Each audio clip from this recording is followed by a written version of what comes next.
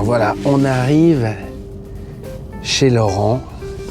Je suis très content, moi, de vous amener. Regardez. Vous avez une Figaro qu'on vous présentera tout à l'heure. Vous avez une B1, une PAO.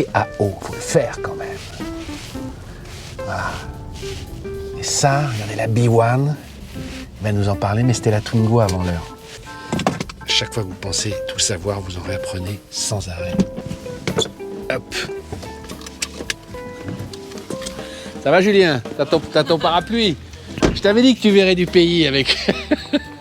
Je suis sûr que tu connaissais pas tout ça. Je connais la Figaro, je la connais, parce qu'on avait parlé de la vidéo du dimanche. Et celle-ci, j'avais vu en fait sur Instagram, il y a des mecs qui s'amusent à faire croire que c'est un truc qui vient de sortir et ils te rajoutent des écrans dedans et tout, j'avais vu ça. C'est, tu vois, et alors la Figaro, on va faire une vidéo du mercredi. Hein. De toute façon, là, il y aura plein de vidéos, on va mettre des fiches en haut. Ouais, mais on vous montre le programme, quoi. Mais ça, c'est génial. Mais on va aller se mettre à l'abri et on va rentrer parce qu'il n'y a pas de nom, il y a de... Bonjour Laurent. Bonjour, Bruno, enchanté, bienvenue. Ça va bien? Ça va bien, merci. Merci de nous recevoir dans le sein des seins des... Carcoy Factory, on va s'expliquer. On va s'expliquer. Mais d'abord, voilà. je salue Aurélien. Bonjour. Tu as roulé avec la Figaro hier? J'ai roulé avec la Figaro hier, je suis parti, il était 11h du matin, je suis arrivé tranquillement hier soir. Ouais. T'as mis combien de temps? Tu viens de Savoie, c'est ça? Ouais, je viens de Haute-Savoie, exactement. Bon. J'ai mis 7 heures à peu près. Golden Member des Ouais, Golden Member, juste pour nous la présenter. Alors, voilà. Où sommes-nous? Alors, on est dans le modeste entre, on va dire, de la Paille Factory. Non, pas de la Paille Factory, justement de la Carcoy Factory, lapsus révélateur. Il y a une dizaine d'années, je suis allé au Japon. J'ai craqué pour notamment l'escargot. Il n'y en a pas ici, qui fait aussi partie de la production Paille Factory. Et je me suis dit, ces voitures, elles sont inconnues en France, si ce n'est la Figaro. Et j'ai décidé de les importer pour les faire connaître. Mais tu faisais quoi avant? Parce que tout le monde va dans des pays, aime des voitures, les importe pas forcément, surtout. Ouais. Je travaillais chez Renault. Ah ouais, quand même. Personne n'est parfait dans l'ingénierie. Et je pense qu'il y a pas mal de gens qui savent qu'il y a eu des petits liens entre Renault et Nissan, ce qui amenait à voyager pour le travail et se rendre au Japon. Voilà. Alors, c'est vrai qu'il y a toute une culture au Japon de petites voitures, mais alors certains le savent, mais là on est là pour raconter l'histoire. Au milieu des années 80, Nissan ne va pas très bien. Tu m'as dit, voilà, ils ont une image un peu de constructeur de voitures de taxi, de véhicules utilitaires. Ouais. Et ils décident quoi alors? Ils décident quoi? D'essayer de trouver des tendances qui vont plaire à la jeune génération. Du coup, ils embauchent le fameux designer Naoki Sakai. Pourquoi fameux? Fameux parce que c'est quelqu'un qui a un grand vécu, on va dire. Ouais. Pour lui, le design, c'est pas quelque chose de gratuit, ça doit amener à quelque chose.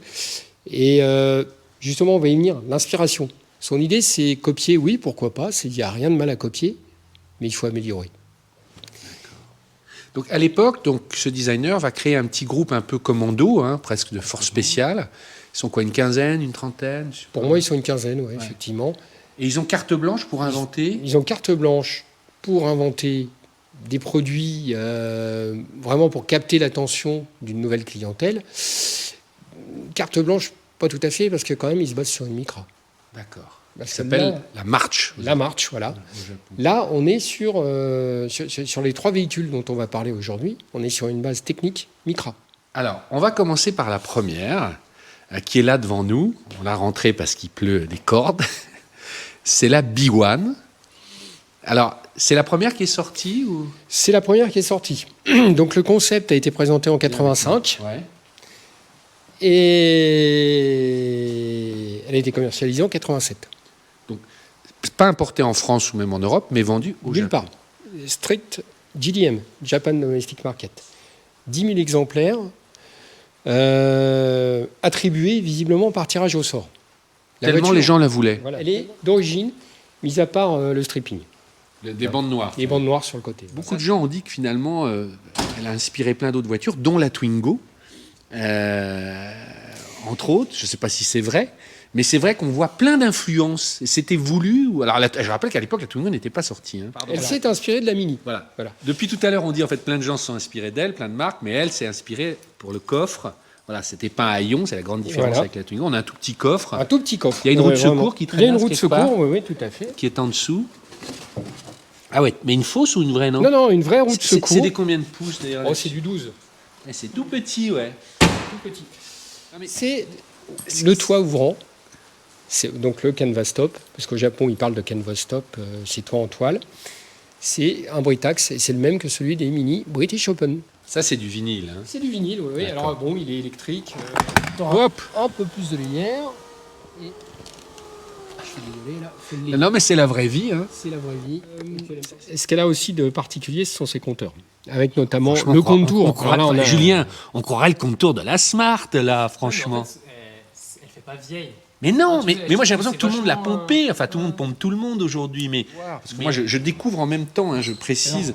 Je crois que tu l'as montré. La console, en elle-même, la console radio, c'est une pièce de design inspirée design militaire. Ouais. Sur la PAO ou sur la Figaro, ils ont travaillé sur l'autoradio. Ouais. L'autoradio en lui-même, déjà, c'est une pièce. Et si vous avez la voiture sans l'autoradio, elle a une décote énorme. Parce que l'autoradio fait vraiment... Alors que là, c'est pas l'autoradio d'époque, là. C'est un autoradio d'époque.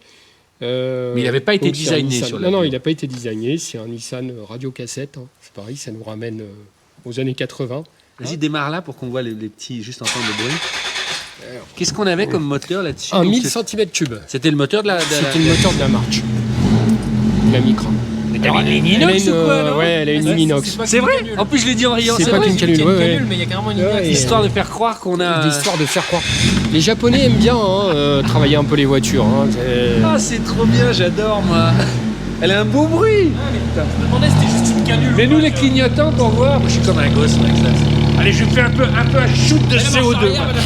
Ah. Le vrai bagnole. Ah, j'aime bien un petit peu. Il est mort au champ du CO2.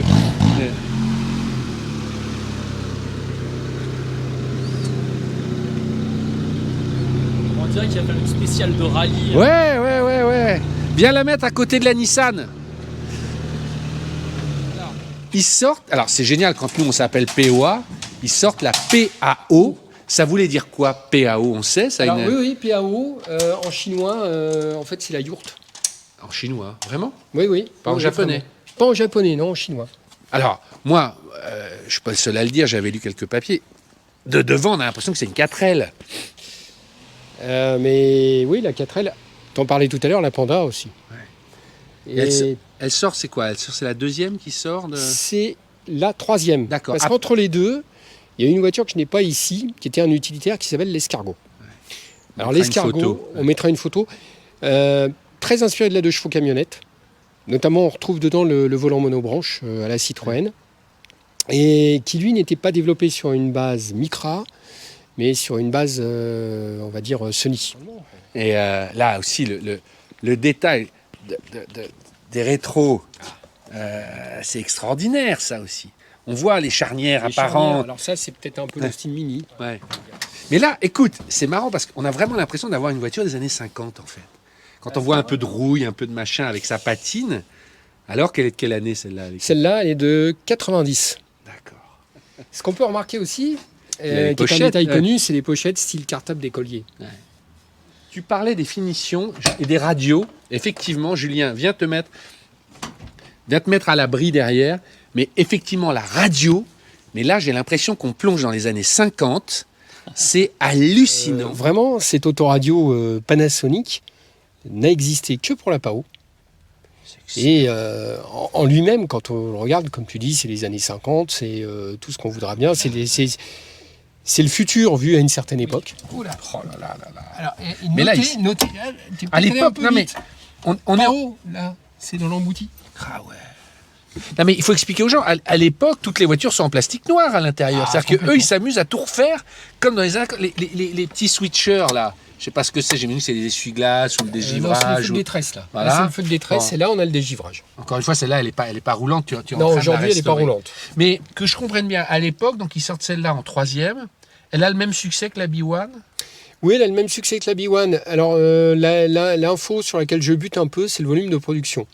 Certaines personnes m'assurent qu'elle a été produite à 10 000 exemplaires comme la B1. Ce qui pour moi n'est pas possible parce que celle-là, déjà, c'est la 11 millième.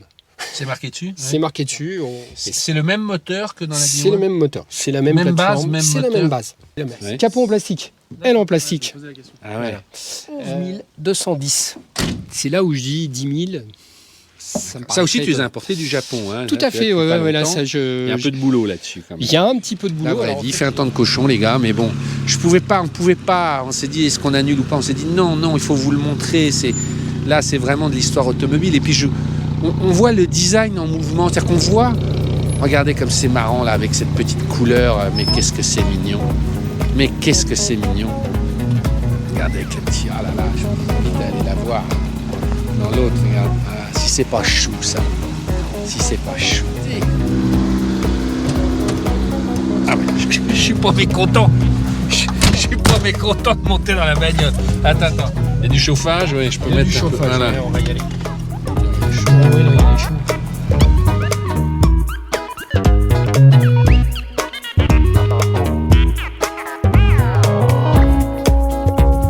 Bon, on sent que le moteur, il est est à la peine, hein. Il est à la peine, hein. Ouais. Ouais. Il y a la- Oui, non, mais c'est des voitures avec Combien de chevaux c'était? 50. Ah ouais. Ah ouais, c'est vraiment. Quand je vais les récupérer au Havre, les voitures, et j'ai pour vraiment mon idée, c'est de les ramener en roulant, parce que j'achète une voiture roulante. Donc si ça prend un peu de temps, ça prend un peu de temps, c'est pas grave. Mais je peux vous assurer que quand j'arrive, au bout de mes 3 heures de route, quand Tu j'ai une sais ce qu'elle- voiture, voilà. alors déjà je sais ce qu'elle vaut, mais il y a des moments où je suis content de descendre aussi, parce que je me dis là, celle-là, elle est quand même un petit peu fatigante. Elle va à 100 à l'heure, quoi. Ouais, c'est ça. Et alors à partir de... Alors on n'est pas à 100, mais si on arrive à 110 compteurs, Tout tremble. alors d'une part, mais en plus il y a une alerte sonore. oui. La limite de vitesse au Japon, c'est 110. Donc alors ça devient pénible, vous avez le bip là, bip, bip, bip, bip.